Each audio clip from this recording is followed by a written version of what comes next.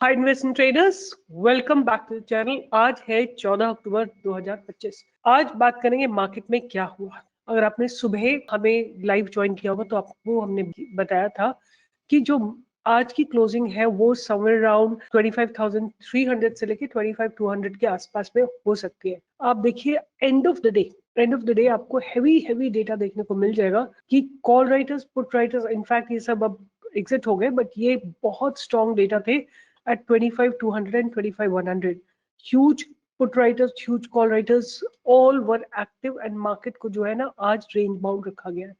आपके सामने मैं शॉर्ट टाइम फ्रेम लगाती हूँ तो ये आपके सामने शॉर्ट टाइम फ्रेम है और सुबह जैसी मार्केट खुला बैरियर पे आके वहां से मार्केट ने गिरना शुरू किया, which was a barrier of 25,300 और वहां से गिरते गिरते गिरते मार्केट ने सपोर्ट किया है 25,069 पे और फिर थोड़ा सा बाउंस दिया।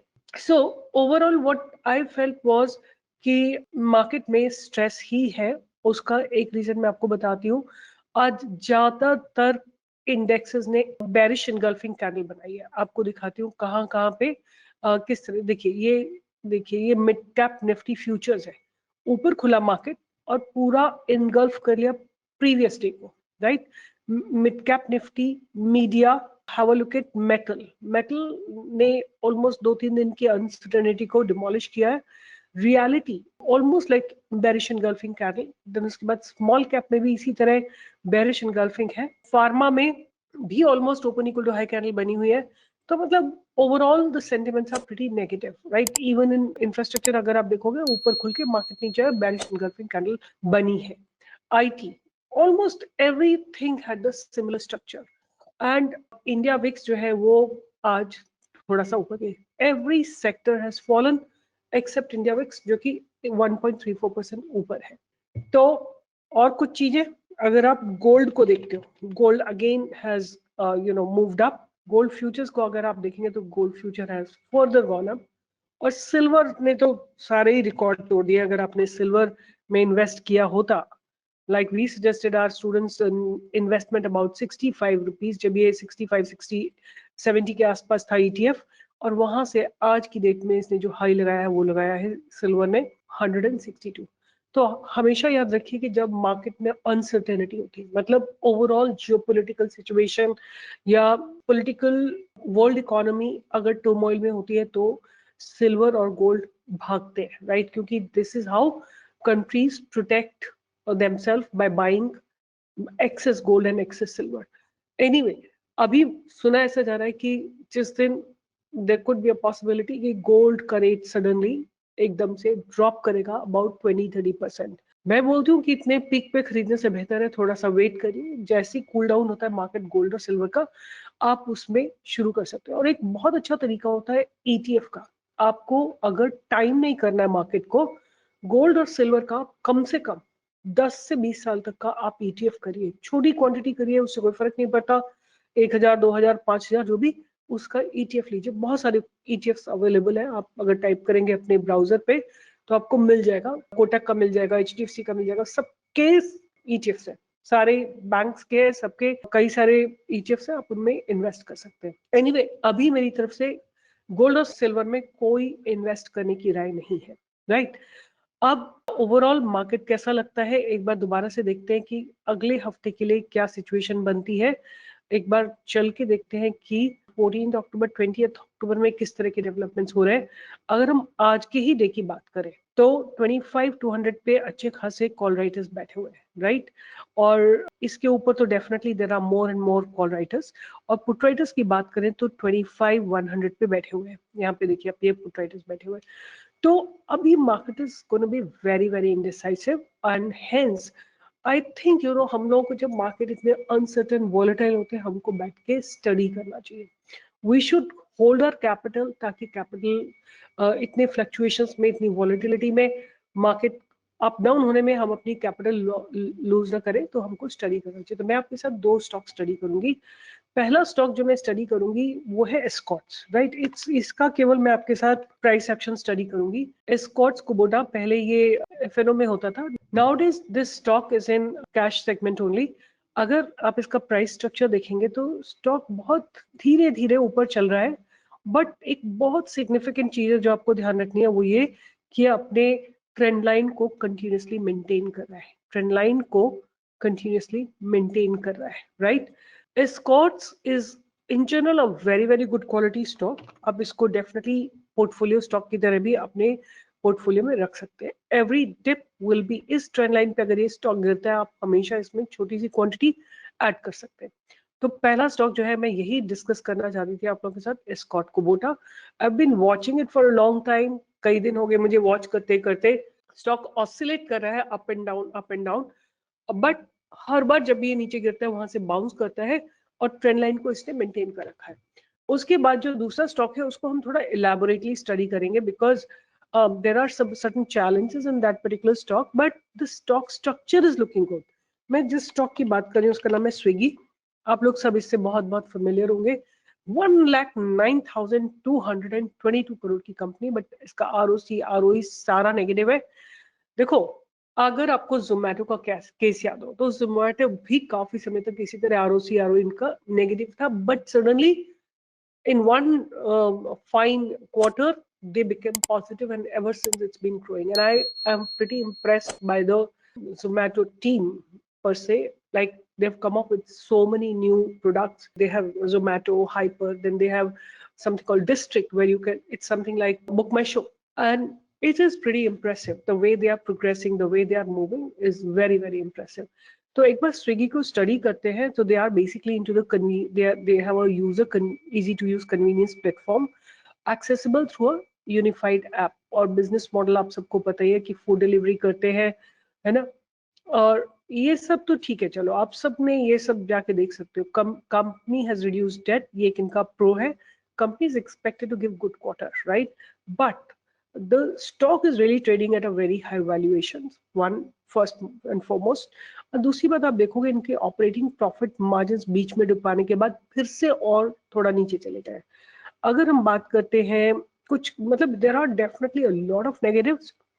Company is not been generating profit, but आप देखो ये जो कैश फ्रॉम ऑपरेटिंग एक्टिविटी है उसमें जो लॉसेस थे इनके धीरे धीरे डिक्लाइन हो रहा है।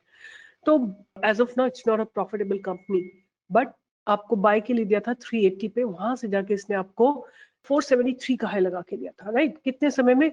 जून जुलाई अगस्त सितंबर, 4 महीने में। अब क्या दोबारा से इसमें इस तरह का डेवलपमेंट हो रहा है कि मुझे लगता है कि ये स्टॉक फिर से चलने के लिए तैयार है। Still, I deep dived into the stock and I basically wanted to understand कि broader data कैसा है। तो आपके सामने मैं इसका ना ये लगाती हूँ कि रेवेन्यू जो था इनका ईयर 25 में था पूरे साल का 15,227 करोड़।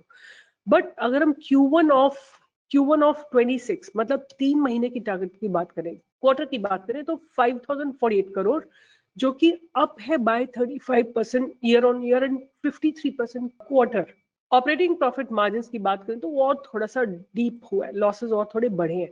नेट प्रॉफिट की बात करें तो माइनस जो है loss he says is widening, so मतलब बहुत अच्छे नहीं है। ऑर्डर बुक की बात करें तो 45% ईयर ऑन ईयर ग्रो कर रहा है। तो जो जो चीज स्विगी के साथ है वो ये कि ये लोग बहुत एग्रेसिवली फास्ट ग्रोथ कर रहे हैं। As of now it's basically consuming a lot of cash. So Swiggy is growing fastest among India's platforms, but faces major operating losses and burn rates. Its large cash reserves support expansion, though investors remain focused on the path to break even and improved unit economics. What this means for you, Swiggy's aggressive expansion could mean even faster delivery and broader service choices for Indian consumers. But its path to profitability will determine long-term price and market stability. So what I did, I wanted to get the bullet points, 10 bullet points. What should we keep in mind if we invest in Swiggy? So there are 10 points. First is that the explosive growth, revenue growth, right? It's growing. The Swiggy's revenue growth grew 35% year on year in year 25, and Q1 of 26 up by 53% year on year, driven by both food delivery and Instamart. Persistent losses, ये point हमको ध्यान में रखना है। देखो, मैं आपके साथ स्टडी कर रही हूँ, आपको चॉइस बनानी है। You want to enter into it, you don't want to enter into it. मेरा जॉब है स्टडी करना, आपको सारे प्रोज एंड कॉन्स देना, क्या अच्छा है क्या बुरा है वो देना, और स्ट्रक्चर स्टडी करना। स्ट्रक्चर मुझे ठीक लग रहा है, but there are many challenges this company has. Persistent losses हो रहे, despite top line growth, Swiggy remains loss making with year 25 net loss at 3,117 crores. High cash burn. They are having a very high cash burn, negative operating cash flow, right? Strong cash reserve. They have a very strong cash reserve also with them. Quick commerce bets की बात करें तो Instamart, Swiggy, grocery vertical is growing over 100% year on year, but remains unprofitable and absorbs significant capital. तो ये भी आपको चीज ध्यान में रखनी पड़ेगी कि ग्रो तो कर रहे हैं but they are not profitable there. Competitive landscape तो आपको पता है कि जोमैटो, डंजो, ब्लिंकिट, पर ये सारे के सारे और कई सारे नए और एंट्रेंट्स आते रहेंगे. So the market share can not be insured without ongoing innovation and spend. Scale and user base की बात करें तो monthly transactions user reached about 21.6 million, which is up by 34.5% year on year, indicating strong reach and platform effects. Path to profitability की बात करें तो Swiggy's valuation and long-term success depend on when and how it achieves break-even. Investors need to track the EBITDA trend and business model.